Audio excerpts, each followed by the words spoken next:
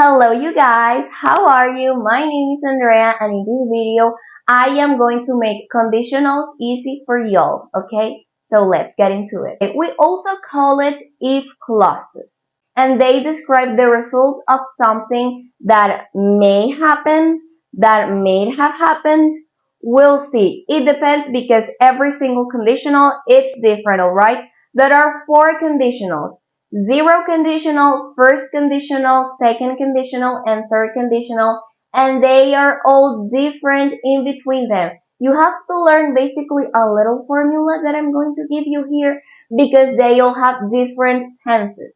Okay, so remember that with conditionals, we are going to talk about first the condition and then the result. There are also some people that may put the result first and then the condition. That's totally fine. Remember that all of the conditionals are going to start with if. If. So if you put first the condition, that condition is going to have always the if and then the condition, comma, the result. But if you want to tweak it and do it the opposite way, you can totally do that. You are going to write first the result, then the comma, if the condition. Okay, so in this that I said before, you can apply this formula to make it upside down with every single conditional, alright? So you can do it if condition, comma, result, or you can do it result, comma, if condition. It's the same, alright? It depends on what you like, but for the sake of this video and to make it a lot easier for you, I am going to do it condition and then the result. Let's get into it. The zero conditional, you are going to write the condition in present simple and the result in present simple. So it's so easy. Let's see three examples. If you heat ice, it melts. If you put water in the refrigerator, it frozen. Okay, so we're going to use the zero conditional for facts, okay? They are generally true, maybe scientifically proven or not, but they are going to be maybe, I would say, 90% of the time right. And the condition has always the same result. So there is no other result that could happen. No, like the condition and the result, it's going to be always basically the same. If you do something, then something it's going to happen, and that thing that is going to happen, it's basically the same. There is no other way to the end of the story.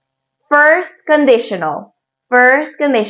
Now we're getting into the more difficult ones, but they are also so easy, so don't you worry. The condition is going to be in present simple, and then the result is going to be in future, and we often are going to use will or won't, okay? You could also use going to, but if you want to make it easier, choose will or won't, alright? Let's see some examples. If we don't have money, we will cancel the party. If you study, you will pass the test.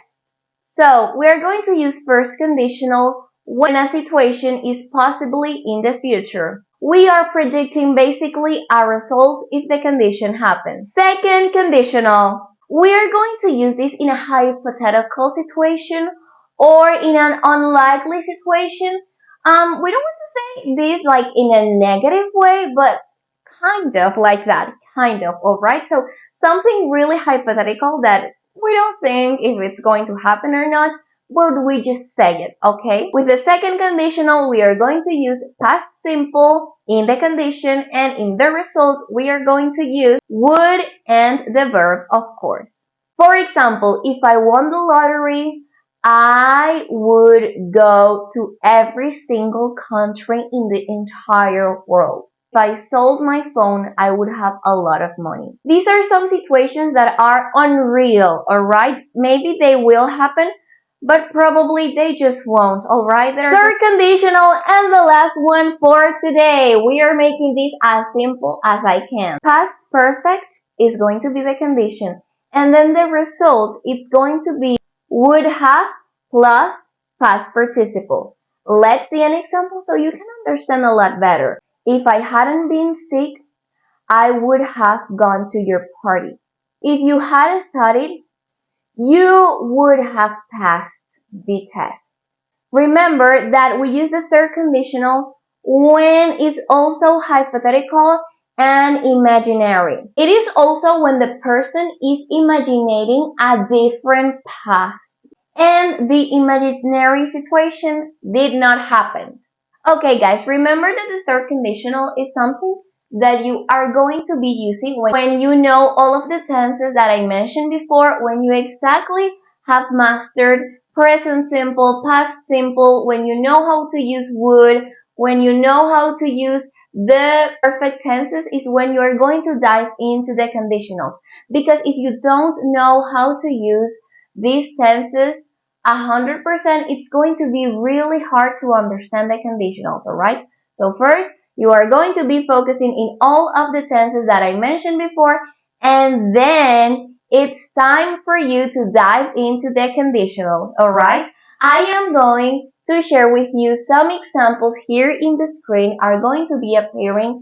Three more examples with the zero conditional, three more examples with the first conditional, three more examples with the second and the third conditional, so you can understand a lot better this topic because I get why it can be a little bit difficult, but once you have mastered the formula, it's up to you, okay? You have to practice, practice, and practice a lot, and you are going to be alright. I remember the first time the teacher told me this topic, I was a little bit confused because at first it is, okay? It is maybe a little bit confusing.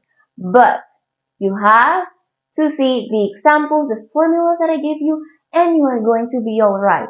I will see you guys on my next video and I hope you enjoyed this quick, less than 10-minute lesson.